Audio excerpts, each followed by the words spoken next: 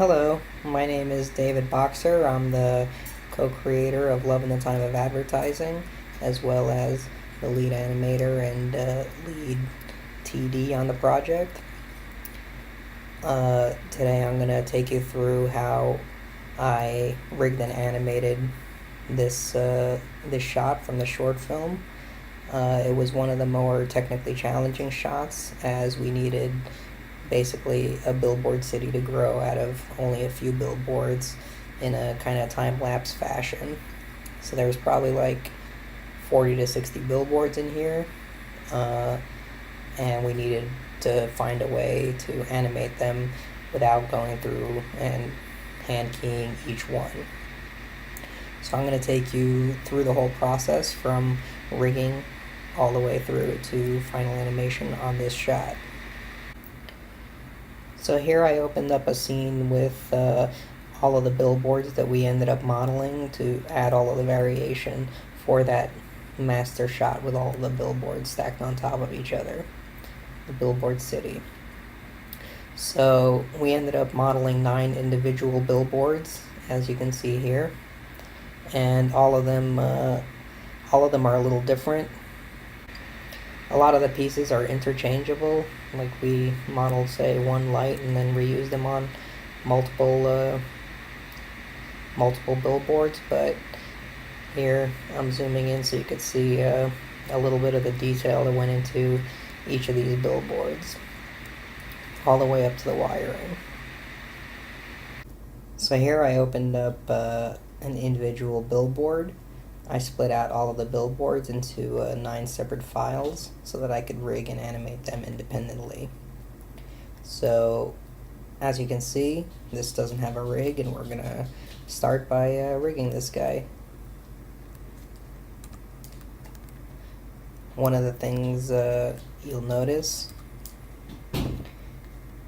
is that each of these elements are grouped into parts, so that we could easily automate a process of creating controllers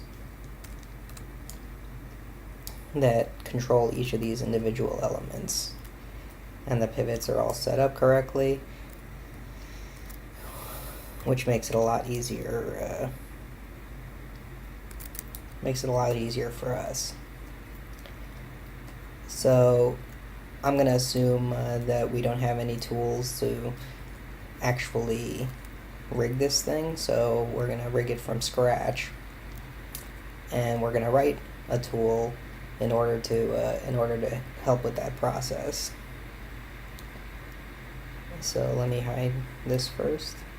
So the first thing we want to do is create a tool that will create a controller and parent constrain the geometry. Well, move the controller to the location of that object, of the selected object, and then parent constrain the object to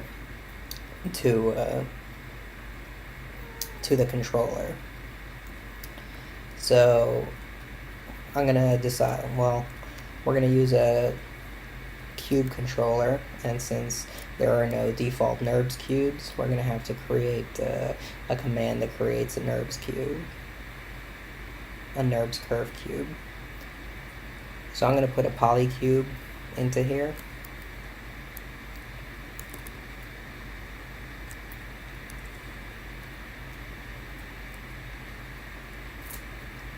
And this will give us the vertices that we need to create this controller.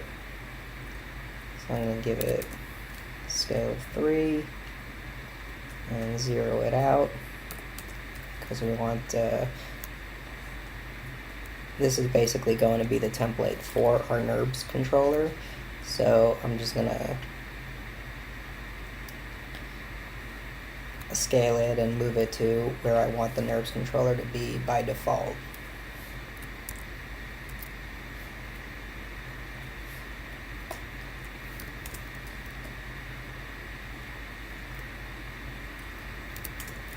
Find okay, so I like the size of this cube. Now we're going to create a NURBS controller around it. by going into curves and double clicking on this EP curve tool and setting the curve degree to linear.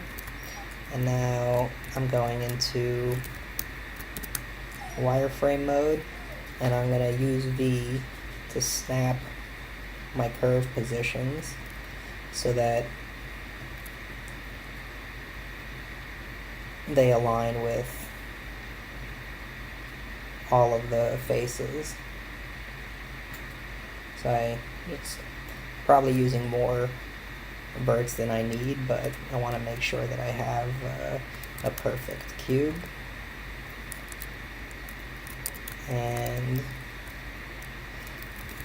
here's my NURBS curve, and here's my polycube. Bring that back to center, and I'm just going to delete this.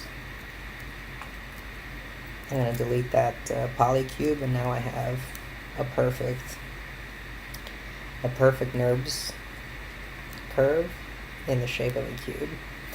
And if you open up your script editor, which is right here, then you're going to see that there's a mel command that created that cube for me. So I can basically just now copy it and paste it. The problem is that it's in mel and not Python, which is what we're going to be using to create our control maker. So I'm going to have to convert that into Python. But first, let me go up to line 1 and type import maya.commands as MC. So this is always going to be the first line in any Python script, because you're calling in all of the Maya commands into the Python interpreter. So now I'm going to convert this line into Python, and to do that I have to call the curve function, and then I'm going to wrap everything here in parentheses and delete that end semicolon. So now the main difference in calling a Python and mel command is how it basically is going to use the same parameters, but it's how you bring in those parameters. So we'll take out the -d and make it d equals 1, comma. So this is going to be an array of values.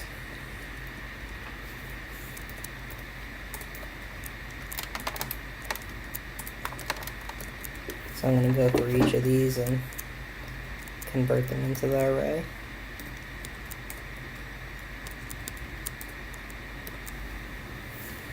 So I just skipped ahead because converting this into a nested array is kind of a fairly long and tedious process without doing a search and replace. So as you can see, all of these are now in a nested array with all of the points, which is delineated by the attribute P. And then another part was creating this into a list as well. Created K as a list as well, because that was in that's up here in the mel command. So you see -K5, -K6, -K7. Python only allows you to call a attribute once, so usually you have to convert all of that into a list. So now if I control enter, well, let me delete my NURBS curve here so we have a clear view, and select everything, control enter, it creates my NURBS curve. So now I'm going to put that into a control curve attribute. Delete that, run it again, and I could see that my control curve is curve 1.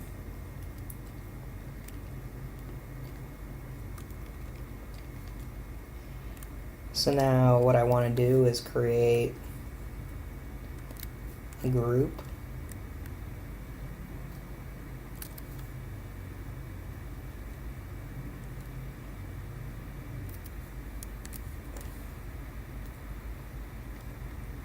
And I actually want to create two groups. So this is going to be the basis for my control. So this is going to be what the curve is gonna. This is going to be the control curve that'll control the geometry. This is going to be the procedurally animated version. So I'm going to put all animation on here so that I still have all my procedural animation on here so that I could still go in and edit my animation after the fact. And then this is going to be a constraint group. So in order to create this setup, let's turn it into Python code. So I deleted it all, run my control curve, and now group my curve twice, and I could copy that into here. So now I'm going to Pythonize this string of code again.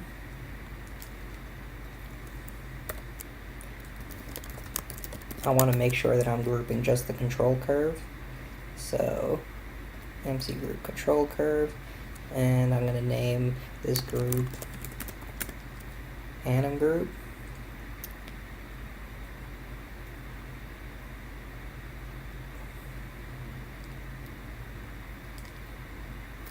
I'm going to comment this out because we might not need this, but then I'm going to group it again.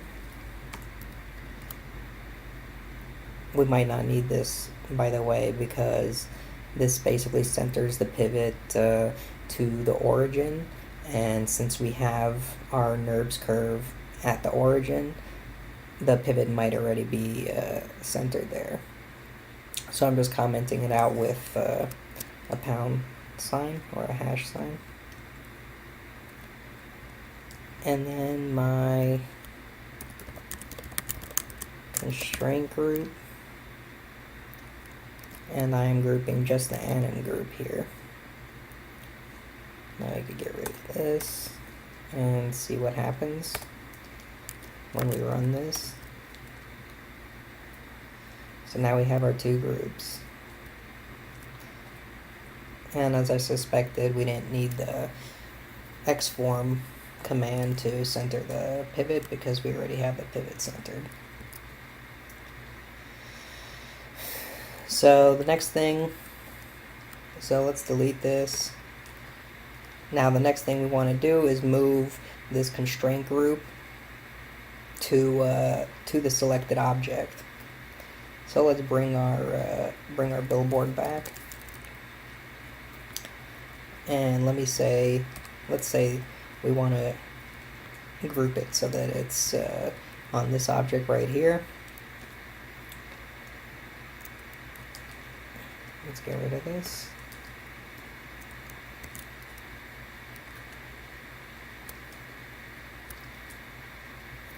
You know, while we're at it, why don't we just like take the name of the selected object and use it to create the controller and all of the groups for it. So first we're going to need to get our selection. So we're going to put it into the cell variable. And the command to list selection is ls sl equals true. So if I just run this on its own, it's going to give me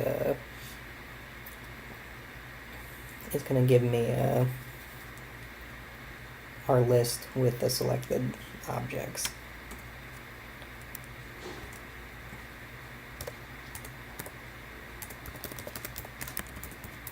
So since it gives me a list, I only want to get the first selected object here, because if you select multiple objects,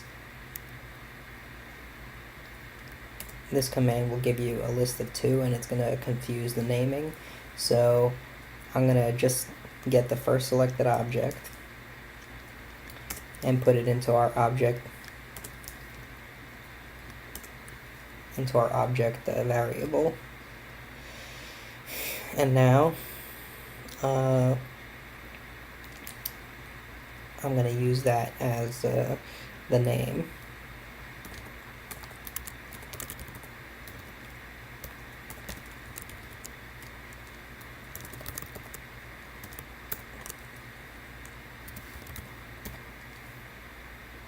So as you can see,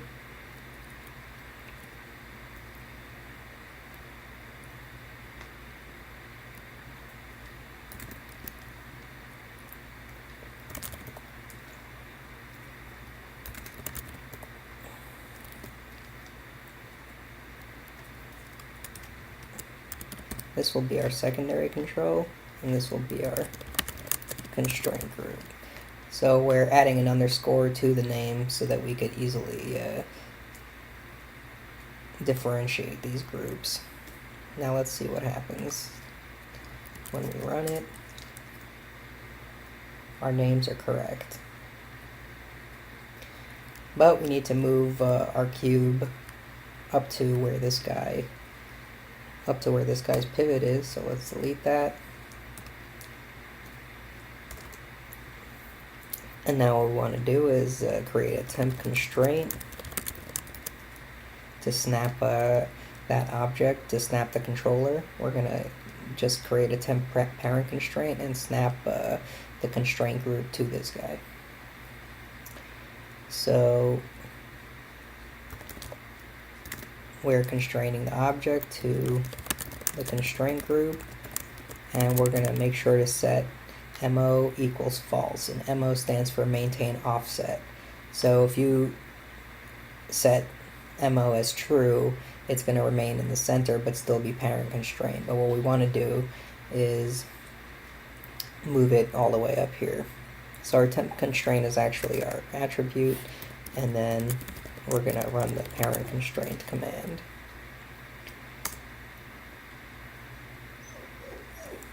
So we run that.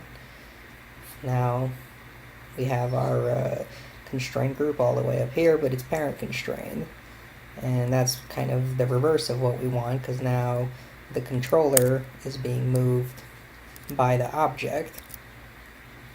We want the object to be moved by the controller. So let's undo all of that and add a line to delete the temp constraint.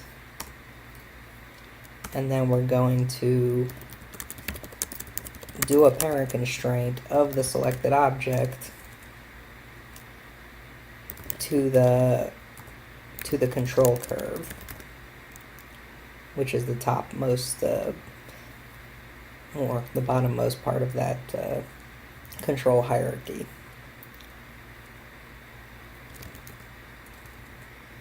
And object, and in this case we're going to set maintain offset to true, because we don't want to move we don't want to move this geometry. So now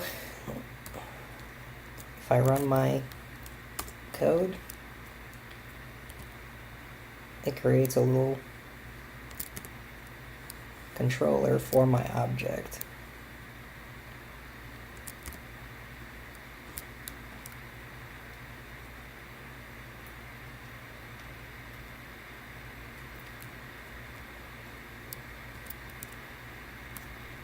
Now let's undo all of that again, and we're going to wrap all of this into a function.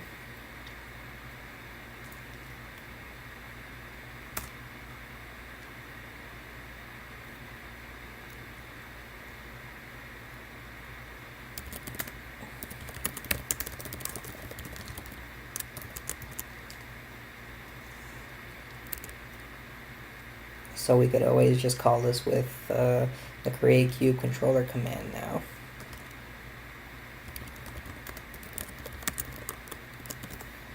And we'll make it return the constraint group, so just in case We need to use it for later.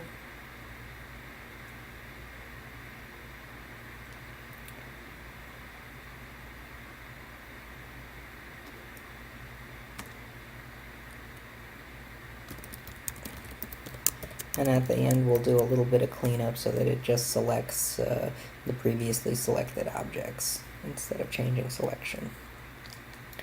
So now if you run all of this, nothing happens because all of our code is wrapped in a function, and we're just gonna run this function at the end. We could even run it in a new Python tab.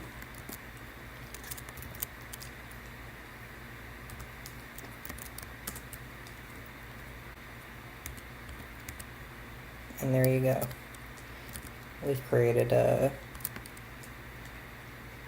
control maker. This is a fairly basic control maker. All it's doing is moving and rotating. What we also want to do is adjust visibility. So we want to connect the visibility of our selected object to the secondary controller, because that's going to be the one that's animating procedurally. So I'm going to delete my controller here, and it deleted the parent constraint. I'm going to go back into the create cube controller code, and I'm going to add the functionality to attach visibility. So I could go toward the bottom before it selects everything, and I'm going to use connect attribute to connect the visibility of the anim group to the visibility of the object, and I'm going to use f equals true to force that connection in case it's giving me any trouble. So now if I run my code again and then run my create cube controller and set the visibility on the anim group to off, it will also set the visibility to off on my object. Now that we have a control maker that is giving us the functionality that we're going to need, let's add controls to all of these other objects and then parent them in such a way that it makes sense. So I'm just selecting the groups here and creating my controller.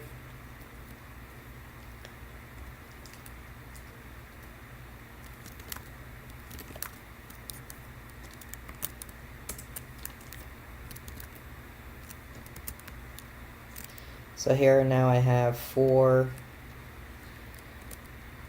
groups or four controls, but they're all moving independently, so they're not really animator friendly.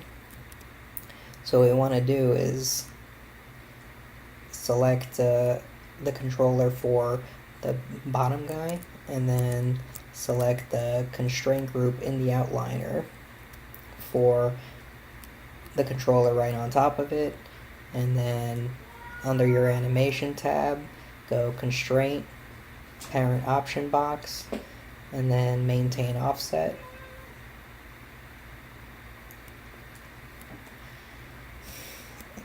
And then we'll do the same for the second one to the third one here. Constraint parent, and then we're gonna parent this one. So you just keep going up the chain, selecting the NURBS curve, and then the constraint group above it, and then constrain parent.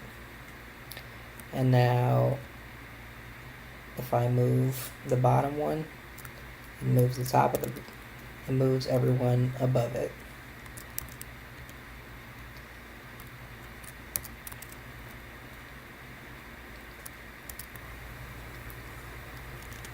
I want to clean up all of these various controls. into one hierarchy, so it's easier to manage this rig. I have a default prop rig that I use, so I'm just gonna bring that in. It's my prop base rig, and all it is a controller here with settings and visibility controllers if I want to add those. And under my no transform group is a geo group, so let's just throw the geo into that group and delete this geo group. And then I'm going to take all of my controls and put it into this rig group.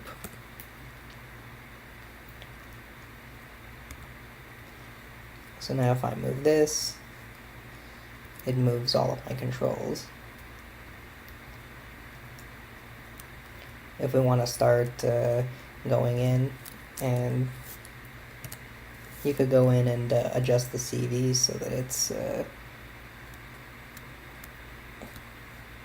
so that the shape is more defined as to what the actual controller is controlling.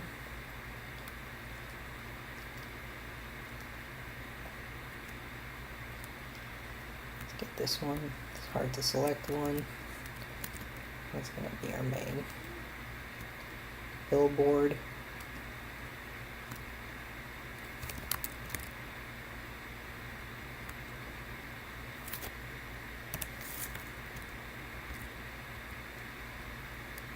And now we have what's starting to look like a real rig. Let's change the color on this guy. So to do that, you select it and press Control A to go into the attribute editor. And under your curve shape, you go into drawing overrides, enable override,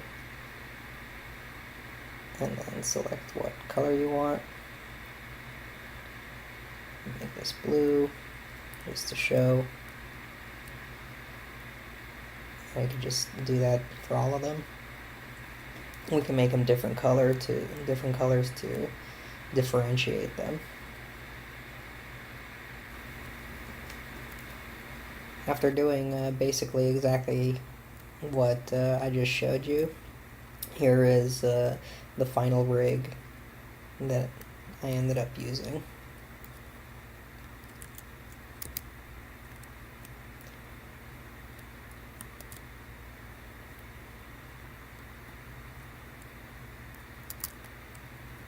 So now everything has its own mover and pivot.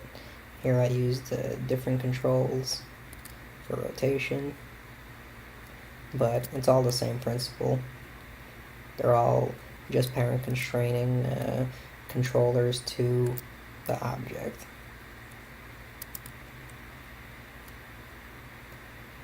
Or parent constraining the objects to the controllers, I should say.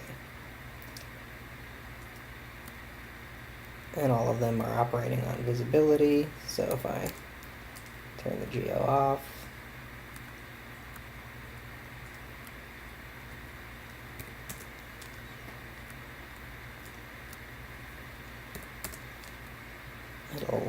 it'll hide the geometry just using a connection.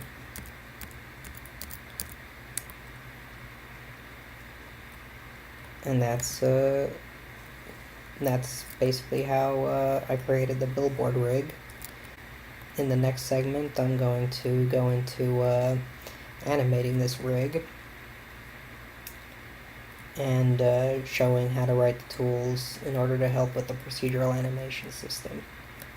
But until then, this has been For Love in the Time of Advertising, the short film. And if you like what you saw, please follow us on Facebook at facebook.com/Love in the Time of Advertising, or go to the website www.loveinthetimeofadvertising.com. Thank you.